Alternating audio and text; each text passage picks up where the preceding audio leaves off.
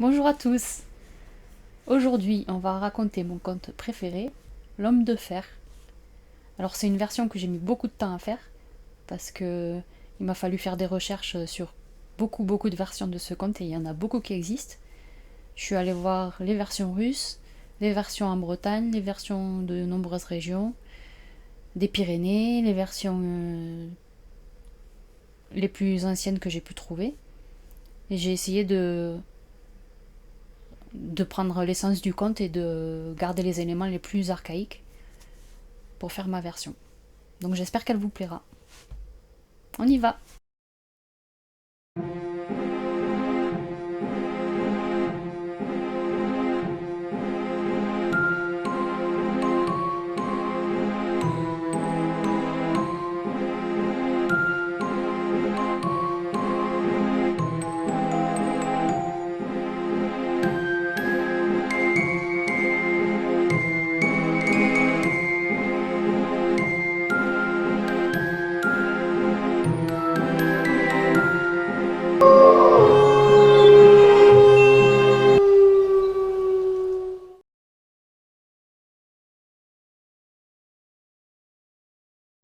Un copain, un copnero passe. Il était une fois il n'était pas. Un roi puissant qui régnait sur un royaume de montagne au-dessus d'une vaste forêt. On y voyait planer les aigles, on entendait chanter les loups. Ce roi était un fou de chasse. Il aurait voulu délouver, enlever les loups, tous les loups de la forêt, et enlever toutes les bêtes sauvages, afin qu'on puisse s'y promener tranquillement, sans risquer de croiser ni loup ni ours, ni aucune bête sauvage. Car dans cette forêt, souvent, des personnes disparaissaient, sans que l'on sût jamais comment. Un jour, un des chasseurs du roi vint le trouver et lui dit: Sire, vos hommes ont vu, dans la forêt, un être étrange. On ne sait pas si c'est un homme, un animal ou le roi de la forêt. Le roi se dit que ce pourrait être en effet le grand seigneur de la forêt, et que s'il arrivait à le capturer, il pourrait enfin régner en maître sur cette zone sauvage. Le roi rassembla ses chasseurs et il leur exposa son plan. Vous verserez dans l'étang où habite la bête du vin rouge, autant qu'il en faudra pour remplir tout l'étang. Vous vous cacherez, vous le laisserez s'approcher, et quand il boira et qu'il tombera ivre-mort, vous le capturerez. Ensuite, vous l'enfermerez et vous l'amènerez ici. Reis ratsa obéit. Roi, vous serez obéi. Ainsi firent les chasseurs. Ils partirent dans la forêt. Ils installèrent le piège, ils versèrent du vin dans l'étang. L'eau devint rouge-violet. Et ils se cachèrent. Et ils attendirent toute la journée, jusqu'à ce que la créature arrive, s'approche de l'étang, et le boive tout entier. Il tomba ivre-mort. Alors les chasseurs s'approchèrent sans un bruit, ils le ligotèrent, ils le mirent dans une cage, et ils l'emmenèrent jusqu'au château. Là, ils le mirent dans une cage de fer qu'ils placèrent au centre de la cour, en plein milieu du château, et ils appelèrent le roi. Le roi était assez fier, il vint voir la créature. Il l'observait à travers les barreaux. Il prit un bâton, il commença à la toucher à travers les barreaux. Ça la réveilla. Et alors il lui dit: Être, qu'es-tu? Es-tu un homme? Es-tu un animal? Mais l'être ne répondit pas. Réponds, qu'es-tu? Es-tu muet? Es-tu le roi de la forêt? Alors la bête émit des cris, mais on ne comprit pas ce qu'il voulait dire. C'était même pas un langage. Alors on arrêta de l'écouter et on le laissa là. Les jours suivants, le roi fit venir tous les seigneurs des pays voisins pour leur montrer sa belle prise. Il était tout fier d'avoir capturé le seigneur de la forêt. Et ils se moquaient tous de lui. Ils se moquaient de ses bruits qu'il faisait, sans arriver à parler. Ils se moquaient de son apparence. Tous riaient de lui. Tous sauf un. Le petit prince. C'était un petit garçon qui avait 7 ans. Lui, il regardait gravement l'homme toute la journée. Il venait le voir à travers les barreaux et tous les deux se regardaient, sans rien dire.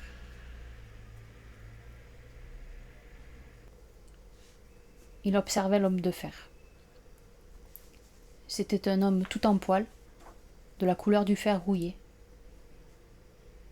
Sous ses cheveux, longs et hérissés, on devinait un front de cuivre. Et sa barbe tombait jusqu'à ses pieds.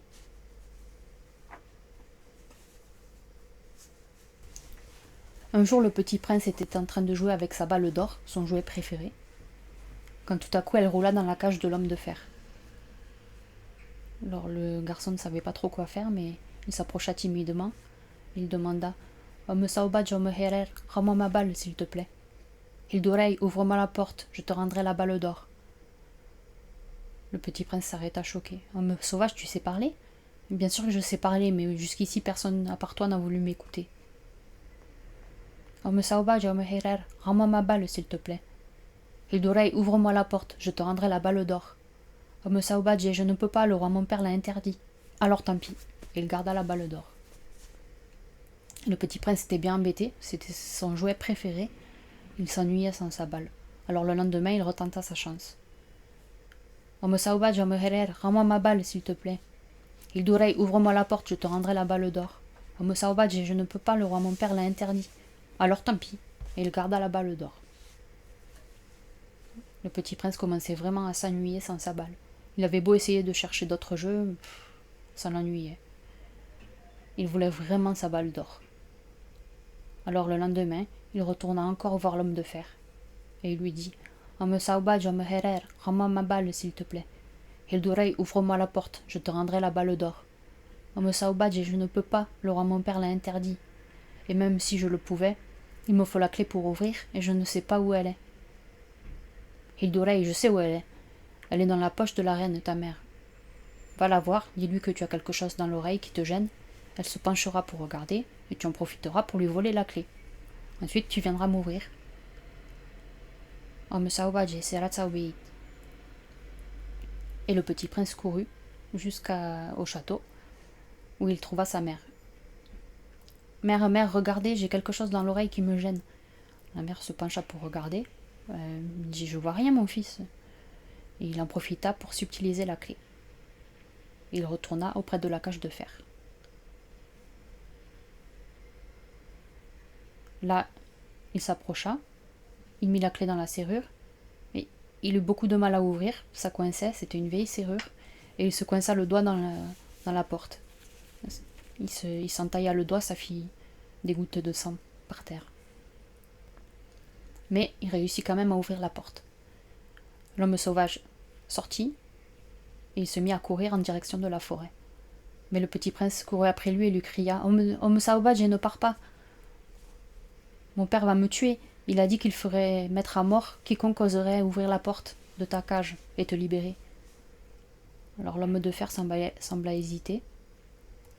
Il observa l'enfant, il s'avança vers lui, il le prit par les bras, il le mit sur ses épaules, et il courut avec lui jusqu'au fond de la forêt. Quand le roi revint de la chasse, il trouva la cage vide, la cour déserte, et sur le sol il y avait des taches de sang, et la balle d'or du petit prince était dans la cage.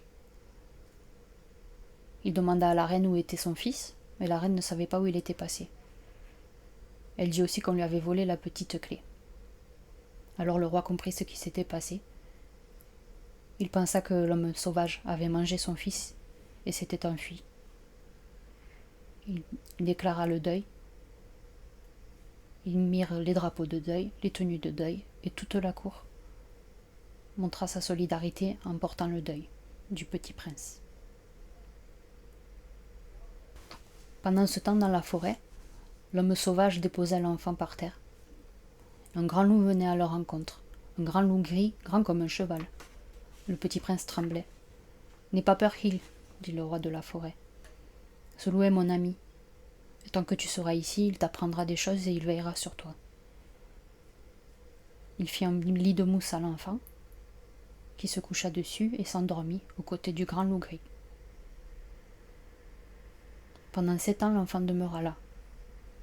Il apprit à connaître tous les secrets de la forêt, tous les langages de ce monde sauvage. Ses yeux devinrent ceux d'un lynx, son odorat celui d'un ours, ses oreilles celles d'un loup. Il grimpait comme un écureuil et sautait mieux que les chevreuils. Au bout de la 7e année, l'homme sauvage vient le trouver et lui dit « Fils, maintenant tu n'es plus un enfant. Tu as 14 ans. Si tu veux rester ici, tu dois subir une épreuve. Si tu réussis, tu pourras rester. Rei de la selva serat saubeit. Roi de la forêt, vous serez obéi. » Alors, l'homme de fer mena l'enfant près d'une source tellement claire et limpide qu'on aurait dit qu'elle était faite de lumière. Et il lui dit « Hill, tu devras surveiller la source. Assure-toi que rien ne tombe dedans, que rien ne touche l'eau. Elle est plus pure que le cristal. Si quelque chose la touche, tu seras obligé de partir. » Rei de la selva serat saubeit. Le roi de la forêt le laissa, en confiant au loup le soin de lui apporter ses repas. Et le garçon commença à surveiller la source. Il surveillait, il regardait un peu autour, il vit passer un papillon doré, il vit un poisson d'or sauter dans l'eau de la source, il vit un serpent doré s'en échapper. Et tout à coup, alors qu'il rêvassait, il fut réveillé par une douleur lancinante. C'était son doigt où il s'était blessé en ouvrant la cage des années plus tôt de l'homme de fer. Et sans y penser, il trempa son doigt dans l'eau pour se soulager. Il le retira aussitôt, mais il vit avec horreur que son doigt était recouvert d'or. Et il eut beau frotter, il n'y avait rien à faire. L'or ne partait pas. Son doigt était doré. Alors il prit son mouchoir de soie qu'il avait gardé de chez lui. Et il le mit autour de son doigt pour faire un bandage. Et le soir, quand l'homme de fer revint, il cacha ses mains derrière son dos. Mais l'homme de fer comprit tout de suite. Il dira, montre-moi tes mains. Il montra ses mains. Enlève ce bandage. Il enleva le bandage. L'homme de fer vit le doigt doré. Hill, tu n'as pas réussi l'épreuve. Je te laisse une autre chance. Mais attention, si tu échoues, tu devras partir. Veille surtout à ce que rien ne touche la source. Rien ne doit la toucher. Rei de la selva serat saubeit. Le jeune prince reprit son poste. Il s'efforça de ne pas dormir. Toute la nuit, il surveilla la source. Et le lendemain, quand le jour se leva, malgré le sommeil, il luttait toujours pour surveiller. Et il surveillait. Il était un peu distrait par quelques bêtes qui passaient. Et tout à coup, alors qu'il se penchait pour regarder dans l'eau, il vit qu'un de ses cheveux tombait dans la source. Il le repêcha vite, mais trop tard, le cheveu était tout doré. Il s'empressa de s'en débarrasser, mais le soir même, l'homme de fer comprit que quelque chose avait touché la source. « Hill, tu m'as encore désobéi. C'est encore bon pour cette fois, mais je te préviens, là, c'est ta dernière chance. Si cette fois-ci, il y a quelque chose qui touche l'eau, tu ne pourras plus rester ici. Rei de la selva serat saubeit. » Et le jeune homme reprit son poste. Il surveilla. Le soleil faisait des reflets sur l'eau. Ça faisait scintiller l'eau. Il y avait des touches d'or partout. Il était émerveillé. Et tandis qu'il observait tout ça, il contempla son reflet. Et il se pencha pour regarder. Quand tout à coup, pam, tous ses cheveux touchèrent l'eau. Il les releva tout de suite, mais trop tard. Il rayonnait comme un soleil. Tous ses cheveux étaient dorés. Alors là, il ne savait pas trop quoi faire.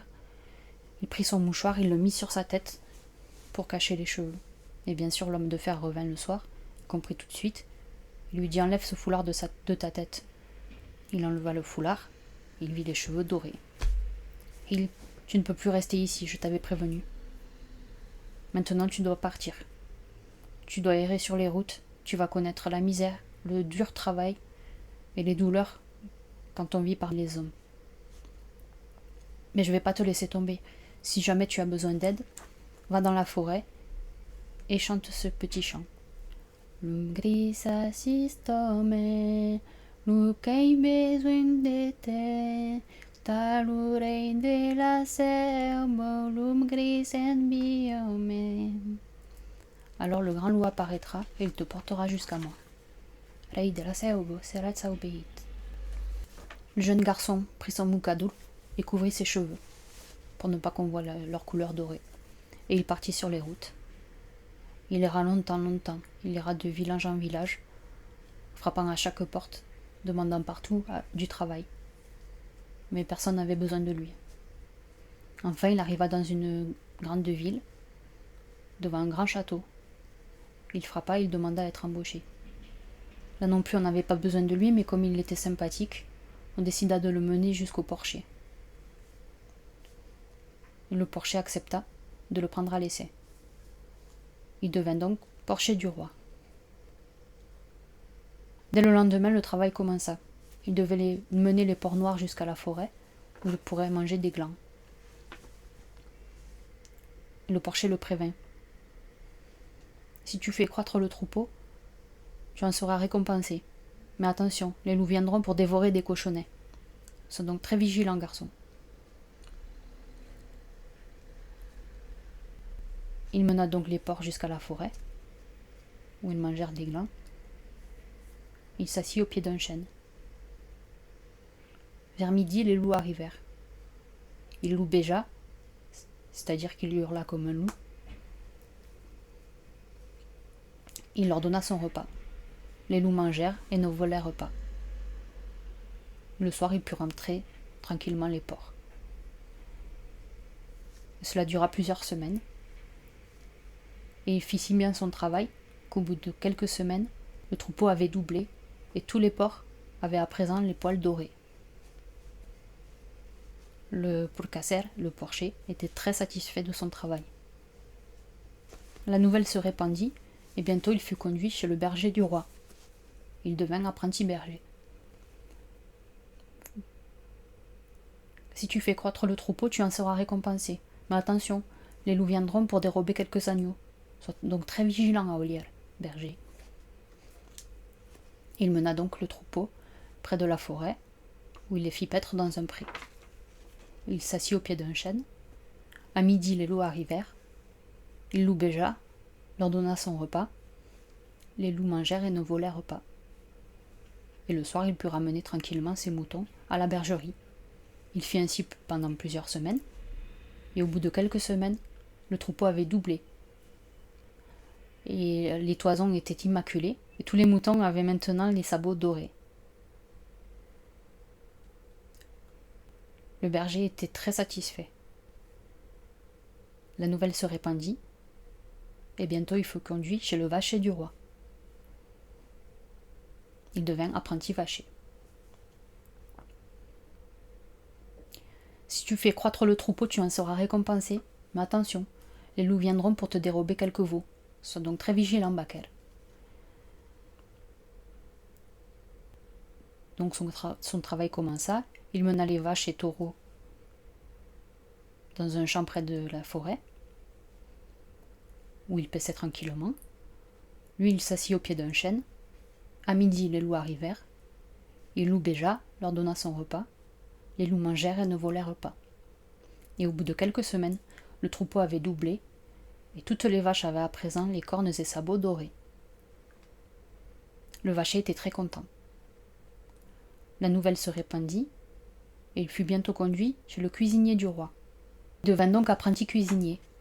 À partir de là, il devait tous les jours remuer, saucer, assaisonner, couper, tailler. Ça lui plaisait assez. Il était vaillant au travail et on était content de son travail. Mais un jour, il dut porter lui-même le repas au roi.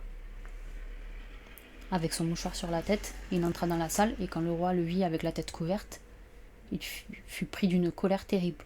Il lui dit: on se découvre toujours devant un roi. Sire, c'est pas que je veux pas, mais j'ai la pélade, j'ai une méchante croûte sur la tête. Je ne peux pas enlever mon foulard. Alors le roi fit venir le cuisinier, il le gronda, il lui dit de se débarrasser de ce pélate, qui ne voulait pas de lui dans sa cuisine. Alors, le cuisinier était bien embêté parce qu'il aimait bien le garçon, mais en même temps il devait obéir au roi. Donc il décida plutôt de l'échanger contre l'aide-jardinier. Et le garçon devint aide-jardinier. À partir de ce jour, il dut sarcler, arroser, bêcher, travailler dur toute la journée et par tous les temps. Mais il ne se plaignait jamais. Et bientôt le jardinier lui dit: si tu fais croître le jardin, tu en seras récompensé. Alors un soir, la princesse vit de sa fenêtre l'aide-jardinier arracher toutes les plantes du jardin. Elle s'en étonna, mais ne dit rien. Et le lendemain, quand elle se pencha pour regarder, elle fut bien étonnée. Elle vit que tout avait repoussé, plus fort, plus beau, plus harmonieux. Les légumes étaient bordés de fleurs, et au milieu d'un bosquet de thym, il y avait 3 fleurs merveilleuses, une blanche, une rouge, une bleue. Vraiment, ce jardinier n'est pas un garçon ordinaire. C'est peut-être un magicien, mais elle ne dit rien. L'été arriva, apportant une chaleur caniculaire. Le garçon travaillait toujours très dur au jardin, sous la poussière et sous le soleil de plomb. Et un jour qu'il se pensait seul, il s'arrêta un instant pour s'essuyer le front avec son mouchoir de soie qu'il enleva de sa tête.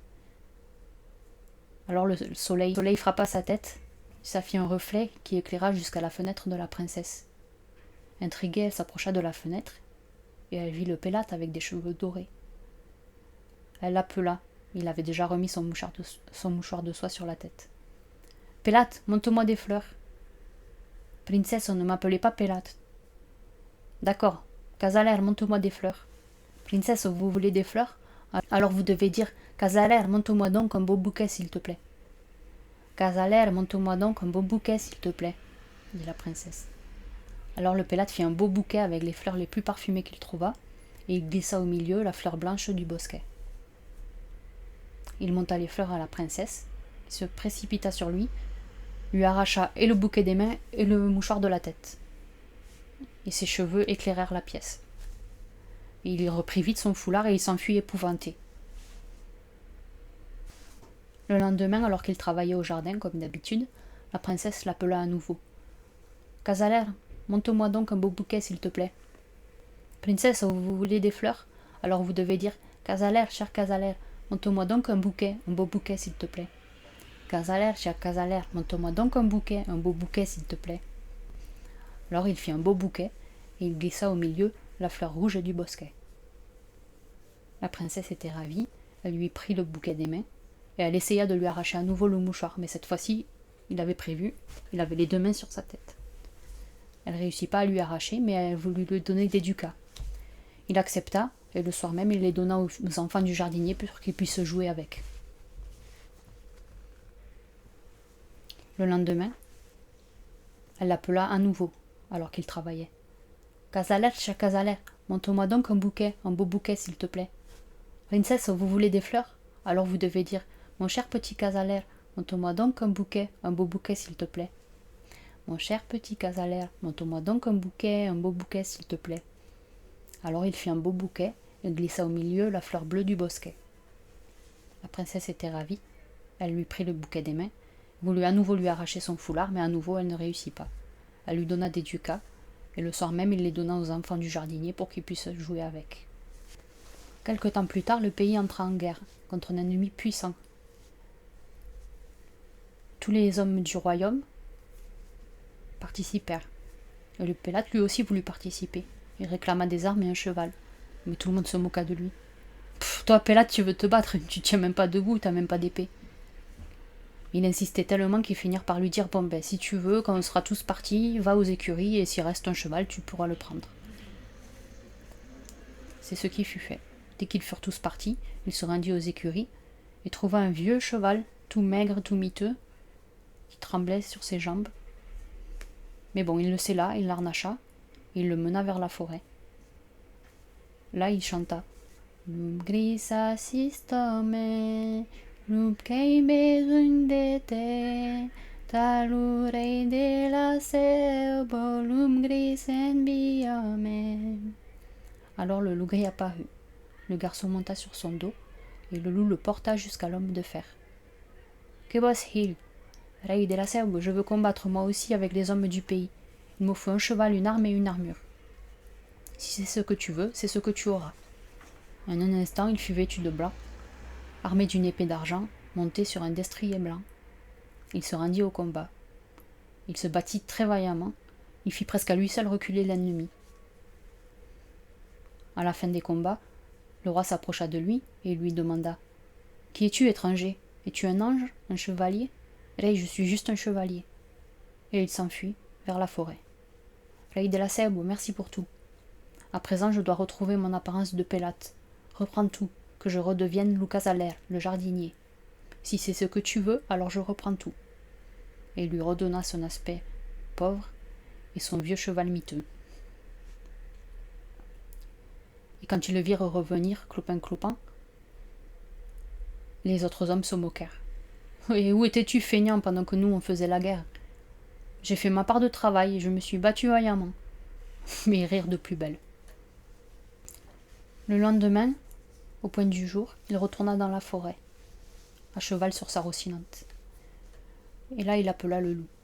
Lum gris assistome, lum caime lundete, talure de la serbo, lum gris enbiome. Alors le loup gris apparut. Le garçon monta sur son dos, et le loup le porta jusqu'à l'homme de fer. Que bosse-t-il ? Rei de la Selbe, je veux combattre à nouveau avec les hommes du pays. Il me faut un cheval, une arme et une armure. Si c'est ce que tu veux, c'est ce que tu auras. En un instant, il fut vêtu de rouge, armé d'une épée de fer, monté sur un cheval de feu. Et il se rendit à la guerre. Il s'y comporta vaillamment, et fit presque à lui seul reculer l'ennemi. À la fin des combats, le roi s'approcha de lui, et il lui dit « Qui es-tu, étranger ? Es-tu un ange, un chevalier ? Es-tu celui qui hier était blanc ? Rei, je suis juste un chevalier. » Et il s'enfuit dans la forêt. Rei de la Selbe, merci pour tout. À présent, je dois retrouver mon apparence de Pélate. Reprends tout, que je redevienne Lucas-Alaire, le jardinier. Si c'est ce que tu veux, alors je reprends tout. Il lui redonna son apparence et son vieux cheval. Quand il le virent arriver, les hommes se moquèrent, mais il les laissa dire. La princesse, elle, s'approcha de son père pour le féliciter. « Bravo, père, pour cette victoire. Merci, ma fille, mais c'est surtout celle d'un mystérieux chevalier rouge qui hier était blanc. » Le lendemain, au point du jour, la princesse vit le Pélate partir sur son cheval tremblant vers la forêt. Arrivé là-bas, il appela le loup. « Lum gris assistome, lum caime zoindete, talure de la serbo, lum gris enbiome. » Alors le loup gris apparut. Le garçon monta sur son dos, et le loup le porta jusqu'à l'homme de fer. « Que bosse-t-il ? Rei de la Selbe, à nouveau je veux combattre avec les hommes du pays. Il me faut un cheval, une arme et une armure. Si c'est ce que tu veux, c'est ce que tu auras. » En un instant, il fut vêtu de noir, armé d'une épée de bronze, monté sur un cheval de jet. Et il partit à la guerre. Il s'y comporta vaillamment et mit presque à lui seul les ennemis en fuite. La guerre était finie. Le roi s'avança vers lui. Il lui dit « Qui es-tu, étranger ? Es-tu un ange, un chevalier ? Es-tu celui qui hier était rouge, qui avant-hier était blanc ? » Là, je suis juste un chevalier. Oui, mais tu saignes, chevalier. En effet, il s'était blessé à la main droite. Va te faire soigner. Il alla se faire mettre un bandage et retourna dans la forêt. Rei de la Selbe, merci pour tout. À présent, je dois retrouver mon apparence de Pélate. Reprends tout, que je redevienne Lucas-Alaire, le jardinier. Si c'est ce que tu veux, alors je reprends tout. Il lui redonna son apparence et son vieux cheval. Quand ils le virent arriver, les autres hommes se moquèrent, mais il les laissa dire. Il croisa la princesse, qui venait à la rencontre de son père. « Bravo, père, pour cette victoire. La guerre est enfin finie. »« Merci, fille. Mais tu sais, c'est surtout la victoire de ce mystérieux chevalier. D'abord blanc, puis rouge, puis noir. »« Et ce chevalier, il n'y a pas un signe particulier qui pourrait permettre de le repérer, de le reconnaître ? » ?»« Non, pas vraiment. Mais aujourd'hui, il s'est blessé à la main. »« À la main droite ? Comment tu sais ça, fille ? Tu l'as croisé ? » Peut-être, dit la princesse. Car elle avait une intuition, elle commençait à se douter que le Pélate n'était pas juste un jardinier, mais elle garda son intuition pour elle. À partir de ce jour, on vit la princesse passer de plus en plus de temps au jardin avec l'aide de jardinier. Et quelque temps plus tard, le roi dit à sa fille « Hil, je vais organiser une fête en votre honneur. Je vais faire un grand tournoi qui durera 3 jours, pendant lesquels vous remettrez les récompenses. 3 pommes dorées, une par épreuve. » Il fit tambouriner dans tout le pays. Est toute s'avertissent de la part d'oreille qu'une grande fête aura lieu demain. Tous les chevaliers seront invités à venir prouver leur vaillance. La princesse elle-même remettra au vainqueur sa récompense. Venez, venez assister au tournoi des chevaliers. Le Pélate entendit cela et décida que dès le lendemain, il se rendrait dans la forêt et reviendrait en chevalier pour participer au tournoi. Le lendemain, au point du jour, le Pélate se rendit dans la forêt et il chanta. Lum grisa sistome, lupkei bedundete, talurei de la serbo, lum grisen biome. Alors le loup gris apparut. Le garçon monta sur son dos et le loup le porta jusqu'à l'homme de fer. Que boss Hill, Rei de la Serbo, je veux remporter le tournoi des chevaliers. Il me faut un cheval, une arme et une armure. Si c'est ce que tu veux, c'est ce que tu auras. En un instant, il fut vêtu de blanc, armé d'un arc d'argent, monté sur un destrier blanc. Te voilà blanc comme l'aurore. Va, Hill, et remporte l'épreuve. Rei de la Serbo, Serat Obeit. Et il se rendit au château, où de nombreux chevaliers attendaient leur tour pour le tournoi. Pour cette épreuve, la princesse lançait une pomme dorée au-dessus de sa tête, et il fallait la transpercer d'une flèche. De nombreux chevaliers avaient échoué. Le Pélate arriva, lança son destrier, décrocha sa flèche qui fit comme un trait d'argent et alla se ficher en plein cœur de la pomme.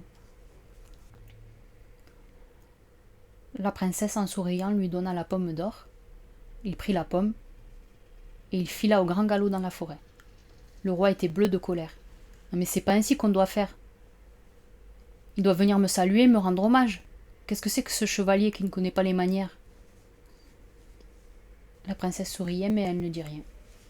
Le lendemain avait lieu la deuxième épreuve. Pour cette épreuve, les chevaliers devaient gravir une montagne de verre, au sommet de laquelle se trouverait la princesse avec la pomme. Le Pélate se rendit dès l'aube dans la forêt, et il chanta. Lum grisa sistome, lucei bedundete, talurei de la serbo, lum grisen biome. Alors le loup gris apparut. Le garçon monta sur son dos, et le loup le porta jusqu'à l'homme de fer. Que boss Hill, Rei de la Serbo, je veux remporter l'épreuve d'aujourd'hui. Il me faut un cheval, une arme et une armure. Si c'est ce que tu veux, c'est ce que tu auras. En un instant, il fut vêtu de rouge, armé d'une épée de fer, monté sur un cheval de feu. Te voilà rouge comme le soleil. Va, Hill, et remporte l'épreuve. Rei de la Serbo, Serat Obeit. Il fila au tournoi, où déjà de nombreux chevaliers avaient échoué à grimper la montagne. Il lança son cheval de feu sur la montagne, ça fit un reflet tellement grand qu'il éblouit toute la foule. Il prit la princesse en croupe, avec la pomme. Il redescendit aussi vite qu'il était monté, et il déposa la princesse à terre. Elle lui donna la pomme, et il s'enfuit au grand galop dans la forêt. Le roi était bleu de colère. Mais ce chevalier, il respecte vraiment rien. Garde, demain, s'il s'enfuit, vous le poursuivrez, et vous me le ramènerez devant moi coûte que coûte. Rei Serat Obeit. Le lendemain avait lieu la troisième épreuve. Pour cette épreuve-là, on avait accroché à un haut mur du château une cloche de vache, à laquelle on avait lié au battant un petit anneau d'or, et les chevaliers devraient, avec leur épée, décrocher l'anneau d'or et faire sonner la cloche. Au point du jour, le Pélate se rendit dans la forêt et il chanta. Lum grisa sistome, lupkei bedundete, talurei de la serbo, lum grisen biome. Alors le loup gris apparut. Le garçon monta sur son dos, et le loup le porta jusqu'à l'homme de fer. Que boss Hill, Rei de la Serbo, je veux à nouveau remporter l'épreuve d'aujourd'hui. Il me faut un cheval, une arme et une armure. Si c'est ce que tu veux, c'est ce que tu auras. En un instant, il fut vêtu de noir, armé d'une rapière d'or, monté sur un cheval de jet. Te voilà noir comme la nuit. Va, Hill, et remporte l'épreuve. Rei de la Serbo, Serat Obeit. Et il fila jusqu'au tournoi, où déjà de nombreux chevaliers avaient échoué. Il lança son cheval, il brandit son épée, et la cloche tinta. Au cou de son épée était accroché l'anneau d'or.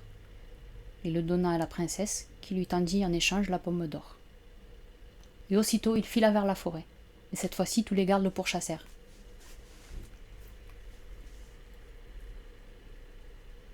En fuyant, son cheval trébucha, ça fit glisser son casque, et tous les gardes furent éblouis par une lumière dorée qui provenait de la tête du chevalier. Ses cheveux s'échappaient du casque. Il sentit quelque chose le piquer au mollet, c'est une lance qui le blessait. Mais il profita de la stupeur des gardes pour s'enfuir dans la forêt. Les gardes étaient étonnés, mais ils allèrent tout raconter au roi, ce qu'ils avaient vu, comment il leur avait échappé, ses cheveux dorés. La princesse écoutait. Elle ne dit rien, mais elle écoutait bien.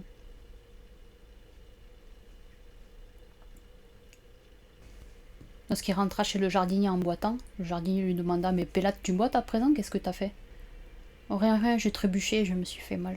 C'est rien. » Et dès le lendemain, il était à son poste dans le jardin, avec un bandage à la main droite et un autre au mollet. La princesse le regardait travailler. Cette fois-ci, sa certitude était faite. Le Pélate était bien le mystérieux chevalier. Elle alla trouver son père pour tout lui raconter. Mais son père, il la croyait pas trop. Hein. Puis ma fille, le Pélate, c'est un chevalier. Non mais, je crois que tu délires là. C'est le Pélate, mon père, l'apprenti jardinier. J'en suis sûre. Quand vous êtes allé à la guerre, il s'est blessé à la main droite, comme votre mystérieux chevalier. Hier, il s'est blessé au mollet, comme le mystérieux chevalier. Et sous son mouchoir, vous savez ce qu'il y a? De magnifiques cheveux dorés. Je les ai vus, moi. Je sais bien que ce n'est pas un simple jardinier. Bon, le père était dubitatif, mais il fit quand même convoquer le Pélate. Le Pélate se présenta devant lui. « Pélate, ma fille dit que c'est toi le mystérieux chevalier qui nous sauva à la guerre et remporta le tournoi. Est-ce que c'est vrai ?»« Moi, sire, mais je suis juste un petit jardinier. » « Pélate, tu es sûr, parce que ma fille est vraiment certaine. »« Bah oui, sire, je suis sûre, moi je suis juste un aide de jardinier. » Pendant ce temps, la princesse s'était approchée en silence du Pélate, sans qu'il la voie. Elle arracha le mouchoir de soie de sa tête et les cheveux tombèrent. Et les cheveux se déroulèrent sur ses épaules. Ça fit un reflet d'or qui éclaira toute la pièce.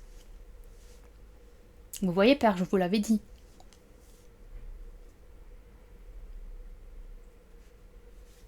Le garçon sourit. La princesse dit « Mon cher petit Casaler, voudrais-tu bien nous dire la vérité, s'il te plaît ?» Ça le fit sourire. Il dit « Oui, Rey, c'est bien moi le chevalier mystérieux. » Et il sortit 3 objets de sa poche, les 3 pommes d'or qu'il avait gagnées au tournoi. « C'est toi aussi qui nous as sauvés à la guerre, par 3 fois ?»« Oui, sire, c'est bien moi aussi. » « Tu ne peux pas être un simple jardinier. T'es forcément un chevalier.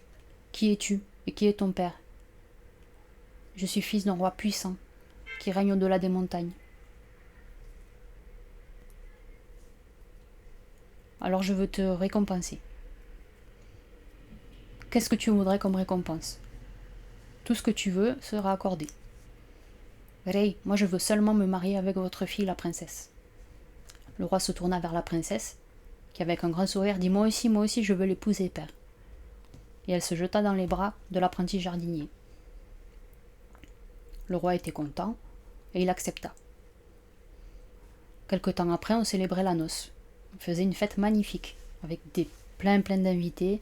Bien sûr, dans les invités, il y avait les parents du marié, qui étaient tellement soulagés de voir que leur fils était vivant et qu'en plus il épousait une princesse. On fit une fête qui dura 3 jours. Et pendant les noces, en plein milieu du banquet, tout d'un coup, tous les instruments se turent. Toutes les voix se turent. La grande porte s'ouvrit, et on vit débarquer un roi magnifique, avec des cheveux d'or et une barbe d'or, et il était accompagné d'un grand loup au poil argenté. C'était le roi de la forêt. Il s'avança vers le jeune prince. Il lui dit « Hill, merci. Grâce à toi, j'ai retrouvé ma splendeur et ma puissance. Grâce à toi, la forêt est sauvée. Je te serai éternellement reconnaissant. Toutes mes richesses sont à toi.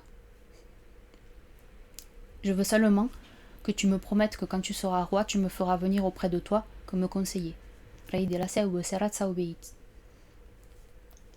Il épousa donc la princesse, et quelque temps après, le vieux roi mourut. Le jeune prince devint roi. Il n'oublia pas sa promesse et fit venir auprès de lui le Rey de la Selva, le roi de la forêt, comme conseiller. Et sous son règne, la forêt prospéra. Elle s'agrandit. On voyait à nouveau les aigles planer au-dessus.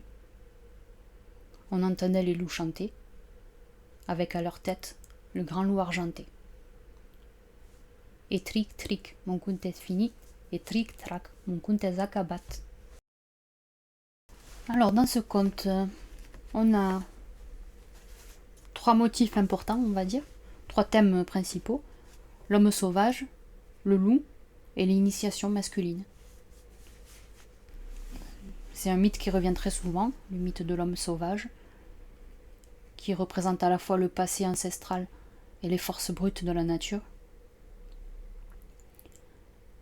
Dans d'autres versions du conte, donc soit il est appelé l'homme de fer, soit l'homme sauvage, suivant les versions.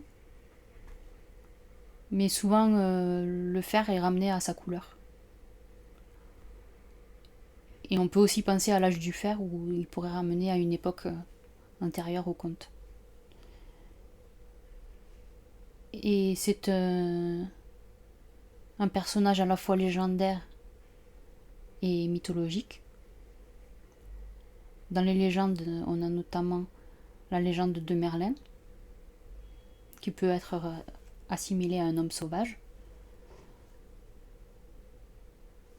Dans les versions russes du conte, on trouve un personnage qui s'appelle Front de Cuivre. Et on peut le rapprocher aussi du personnage basque, le Bachayaoun, l'homme des bois, le roi de la forêt.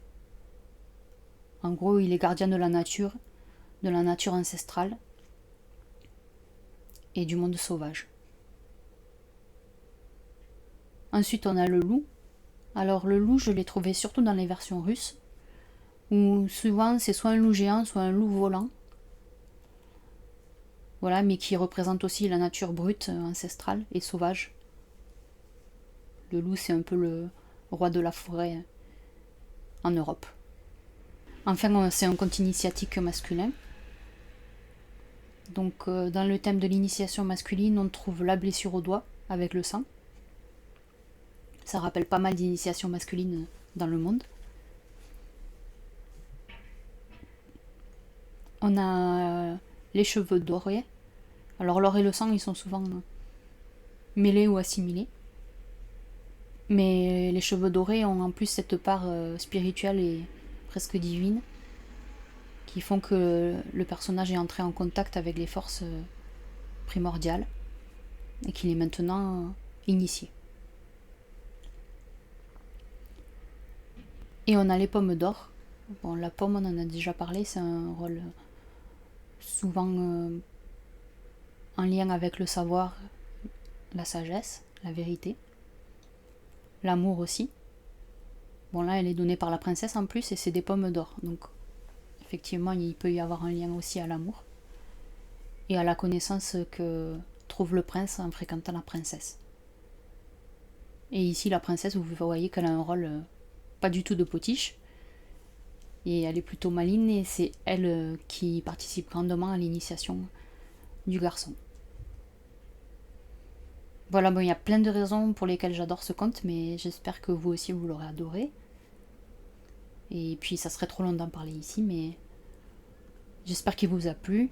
Et puis je vous dis à bientôt pour un autre conte. Salut! Vous parlez toujours par énigme.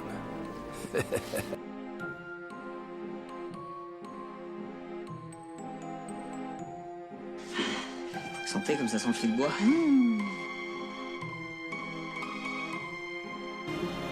T'en vas pas. C'est vrai, je peux pas rester, mais je reviendrai, je te promets. Vous fermez déjà?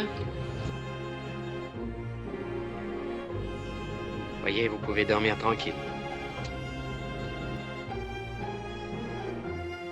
Bon, merci. Allez, bonne nuit.